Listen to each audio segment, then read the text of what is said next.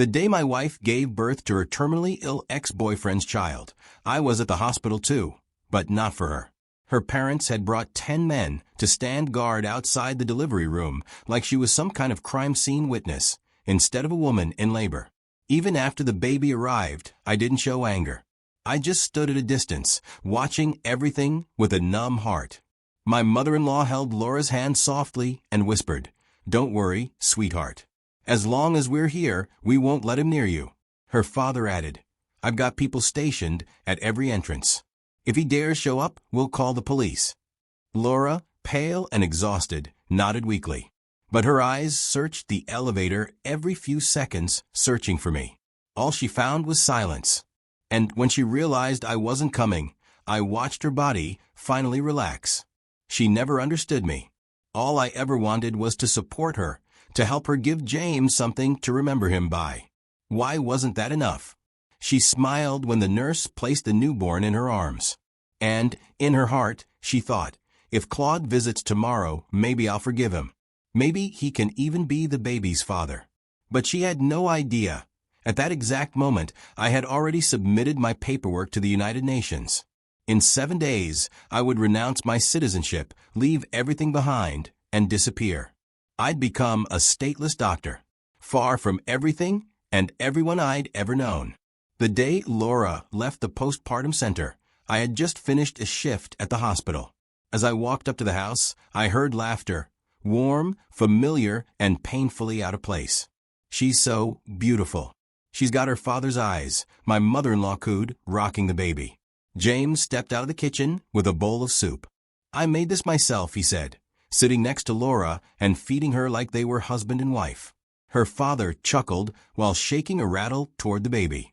"She's a sweetheart, just like her dad. Thank God she didn't take after that cold Claude. Who wants a doctor for a father? That's just asking for trouble." My hand froze on the doorknob. I remembered when that same man first met me. He said being a doctor was noble. He said it honored the family. He told me he had once been a doctor himself, until an accident forced him to retire.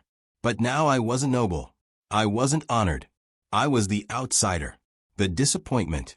I lowered my head and managed a bitter smile. I had been married to Laura for 3 years. She always said she didn't want children, and I never pushed her. I knew the risks. I respected her choice. The day I left for my fellowship abroad, she cried, held on to me, and promised she would wait. We video called every day. People said we looked like newlyweds, still in love after all that time. But when I came home last month, she was standing outside our home, heavily pregnant, holding James's hand. My thoughts snapped back to the present when James noticed me standing at the door. "Claude, when did you get back? Why are you just standing there?" The room fell completely silent. Every face turned toward me. And then they noticed the envelope in my hand, my resignation letter. My father-in-law's face twisted. "Why did I ever let you marry my daughter? Now you're quitting your job? What are you planning to do? Mooch off us." My mother-in-law cut in. "You gave up your golden job. What kind of man does that? We've got a baby and a sick daughter to care for. Who's going to support them?" I almost laughed. Whoever the child belongs to should be the one responsible. My words sliced through the room like a knife. "Claude, what the hell did you just say?" Laura snapped. Her face turned red. She coughed, clutching her chest in pain. "If James hadn't pulled me out of that car wreck 3 years ago, I wouldn't even be here," she cried.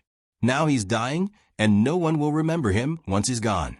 Why do you hate him so much? Do you think I'm disgusting just because I love him?" James gently placed a hand on her shoulder, then looked at me. "Claude, I'm sorry. I know I messed everything up. I'll stay out of your way from now on. Please don't let me ruin your marriage." I looked around the room, for people stood there, together like a real family, and not one of them stood with me. Laura's voice turned cold. "Claude, if you ever attack James again, don't bother coming back. If you still want to be my husband, keep quiet.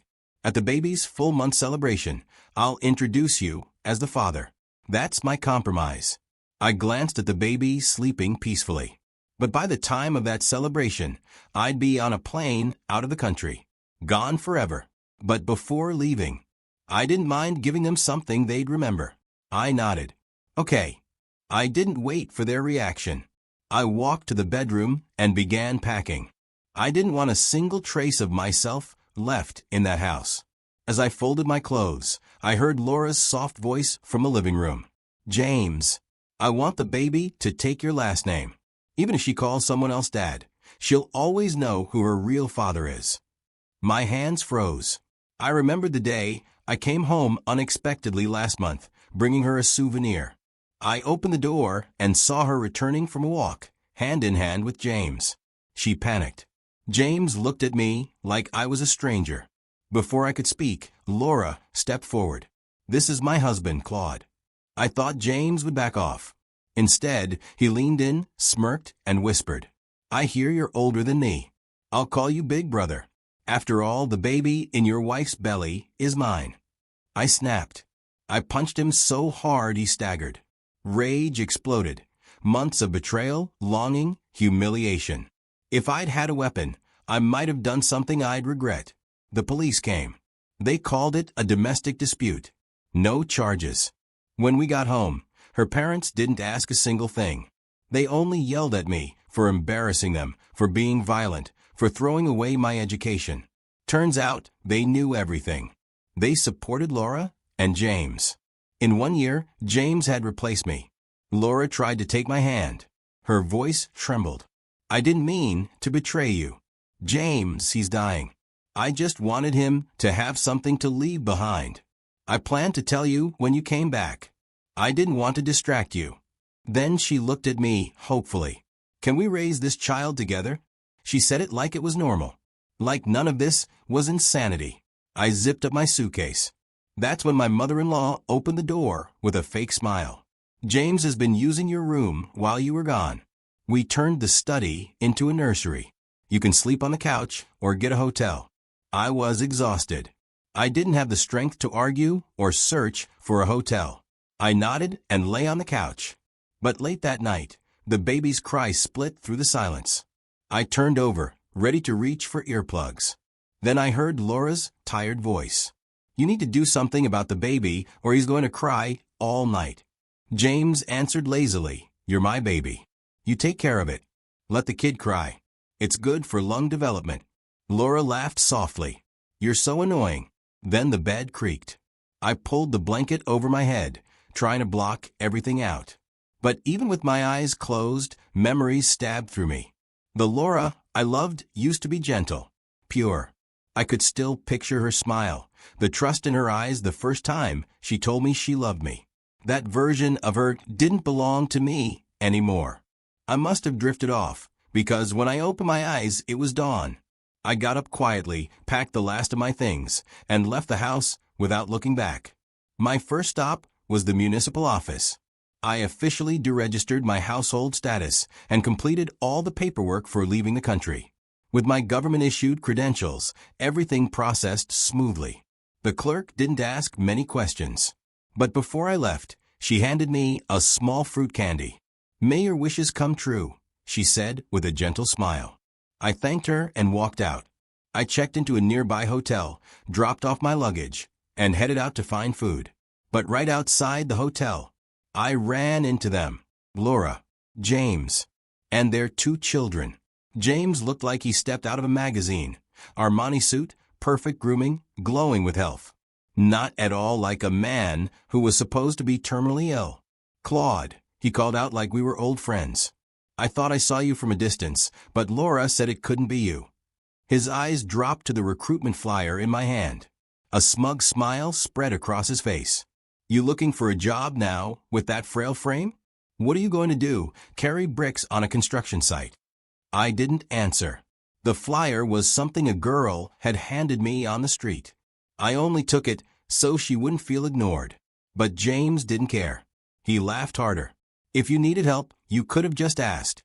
I might have given you a hand. We're family, after all. If you're doing well, Laura benefits too, right? Then I can rest in peace. Still, I said nothing. My silence made them bolder. Laura, who had been quiet, suddenly narrowed her eyes at me, disgust in her expression. What's the point of introducing him to anyone? He quit a great job as a doctor. Now, even if he ends up homeless, he doesn't deserve sympathy. Her voice sharpened, cutting deep.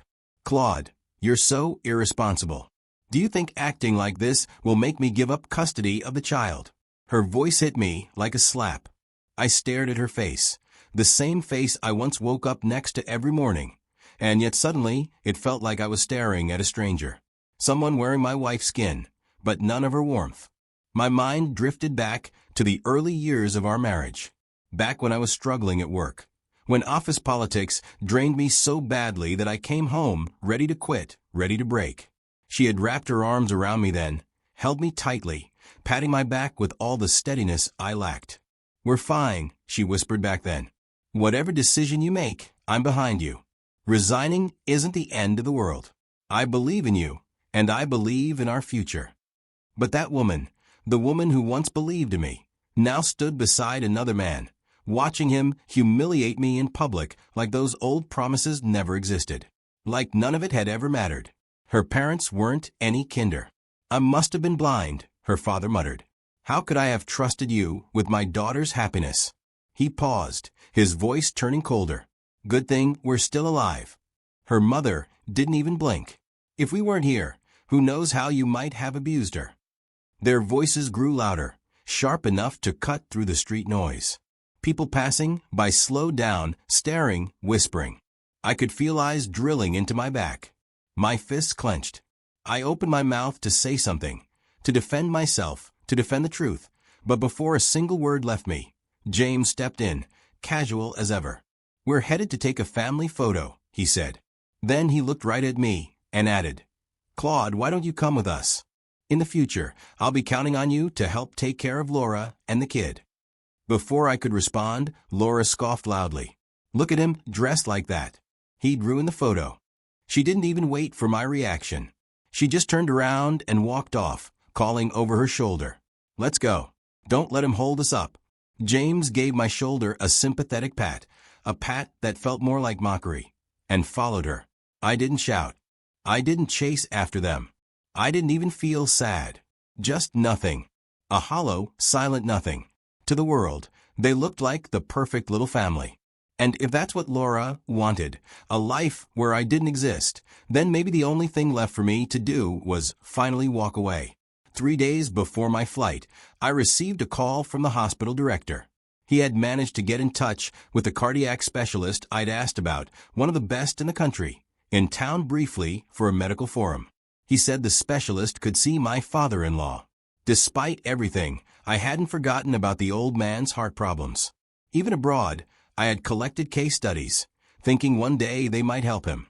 I wanted to offer one last favor, close the chapter cleanly. But when I told him, his face twisted with anger. "Why should I go to the hospital? You want me dead that badly? You had bypass surgery years ago," I said gently. "It's just a checkup. Preventive. Nothing serious." Before I could finish, he hurled a water cup at me. It shattered at my feet, water pooling around the shards. "You think you can just call in favors from top experts now that you're unemployed?" he spat. "Let me tell you, when James stayed up all night booking my appointments, where were you?" His words cut deep. In his eyes, I could never measure up. Not next to James. I took a slow breath, forced a faint smile. "If you don't want to go, forget it. It's not my place anymore." The day of the baby's full-month celebration, I arrived late. The hall was filled with people, relatives, acquaintances, faces I barely recognized. The celebration was more extravagant than our wedding. At the entrance, a framed photo caught my attention. Laura, James, their 2 children, her parents. A happy family portrait. I wasn't in it. Of course I wasn't. As I walked in, whispers followed me like shadows. I didn't need to hear them clearly. I already knew what they were saying. There she was, the woman who once promised me forever, glowing in the middle of the room, surrounded by laughter and warmth. And me? I was just a ghost, lingering at the edge of a life that no longer had room for me.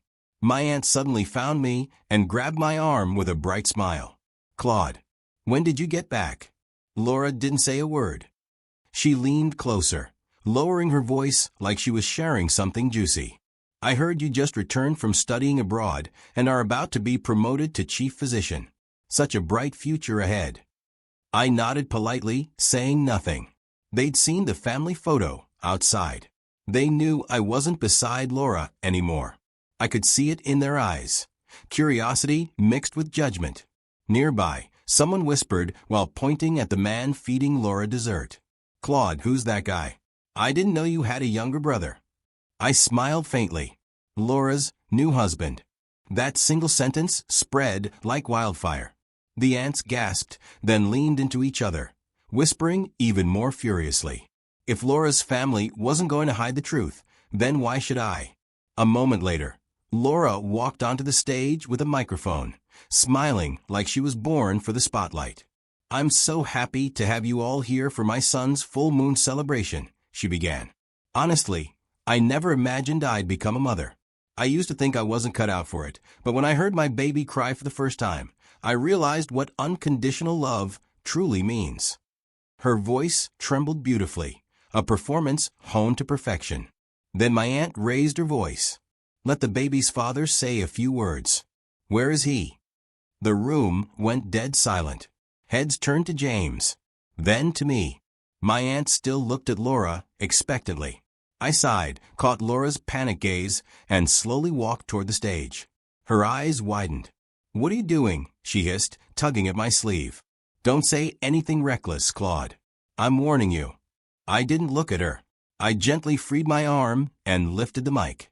"First of all, thank you for coming," I began. "Many of you witnessed Laura and me get married.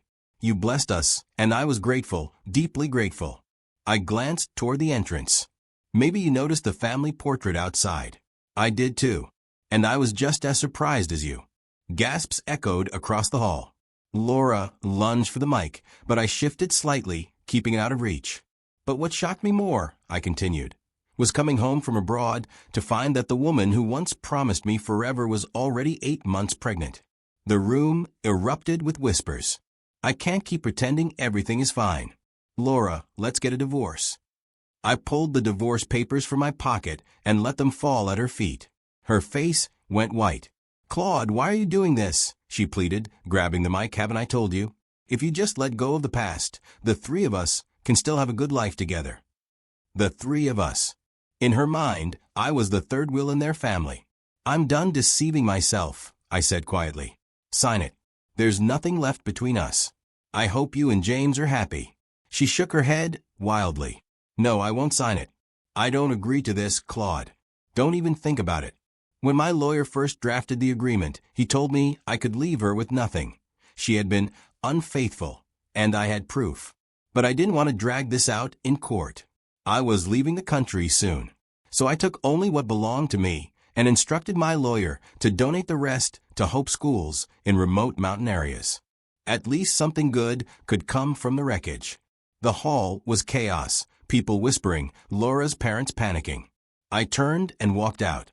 Behind me, Laura handed the baby to her father and ran after me. But before she got far, James grabbed his chest and stumbled. "Laura, I think I'm really not going to make it." Panic flashed across her face.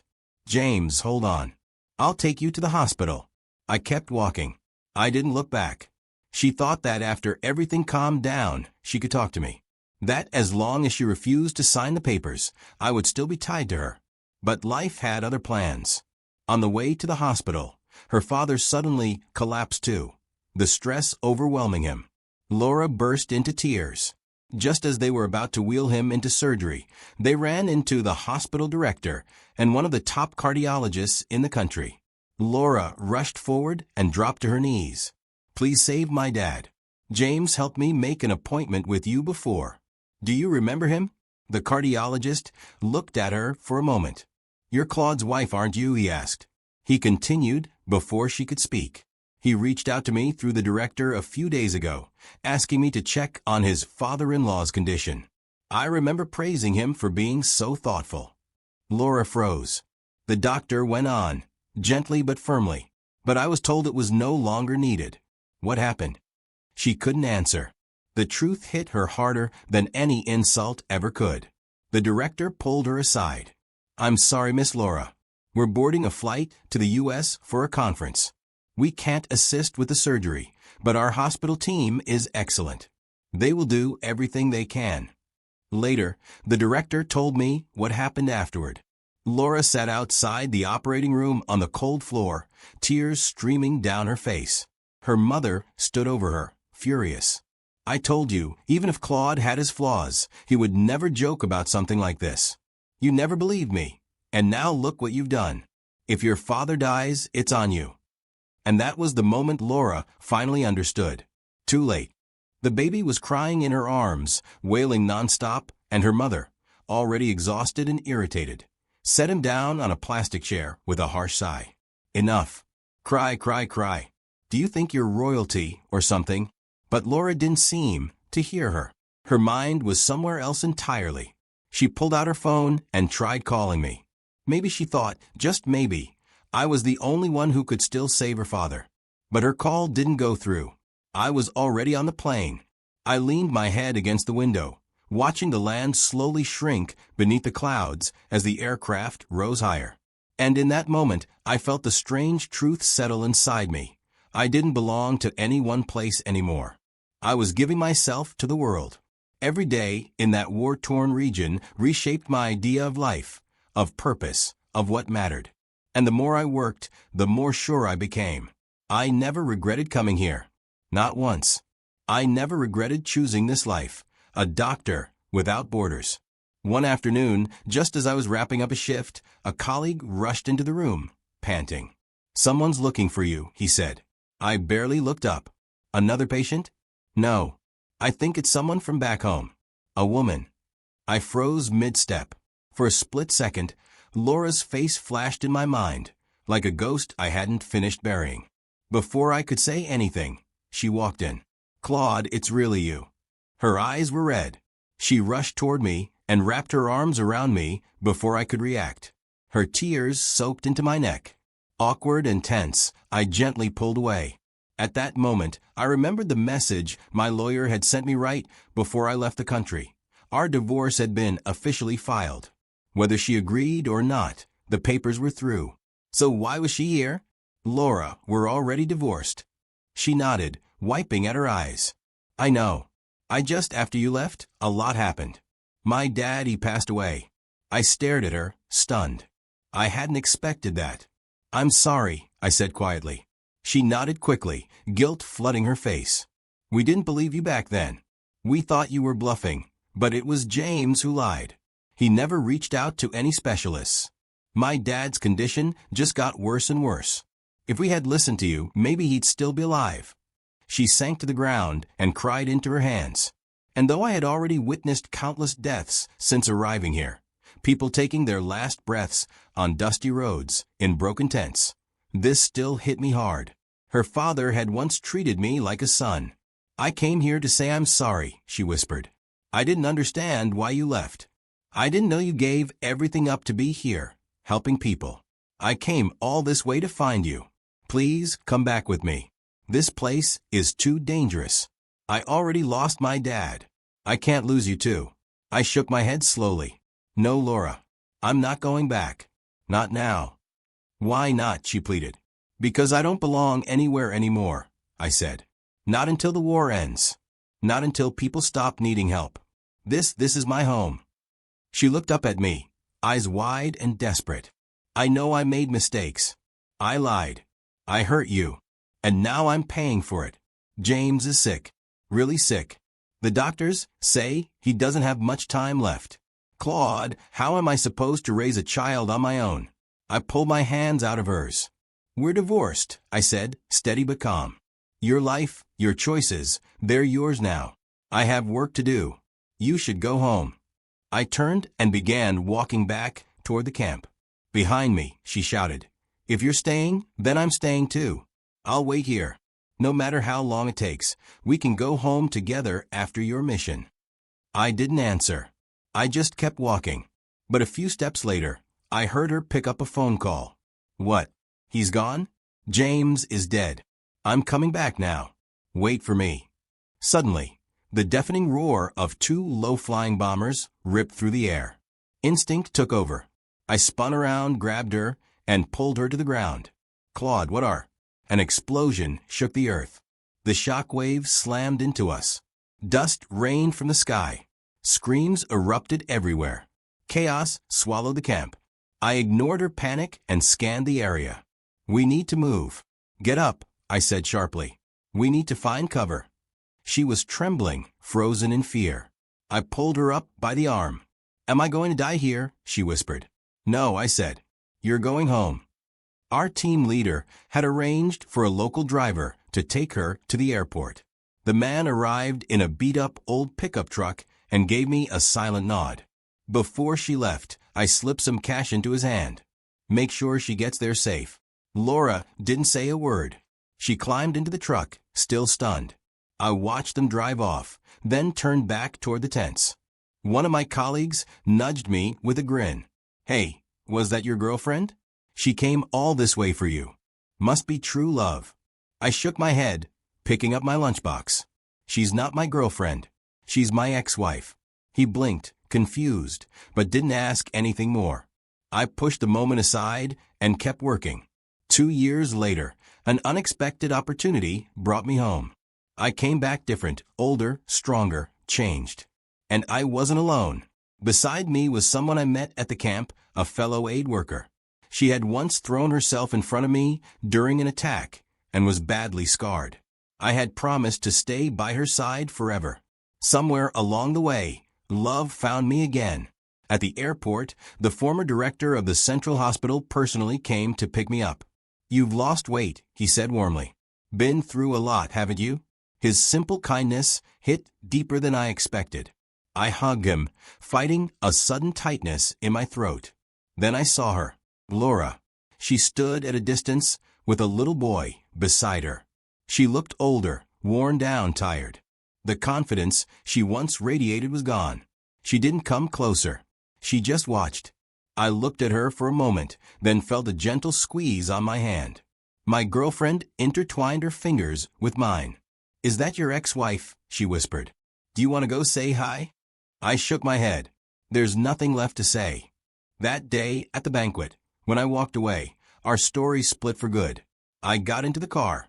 Later, when I checked my new phone, I found out Laura had tried contacting me over the past 2 years. I had changed numbers, so I had never seen the messages.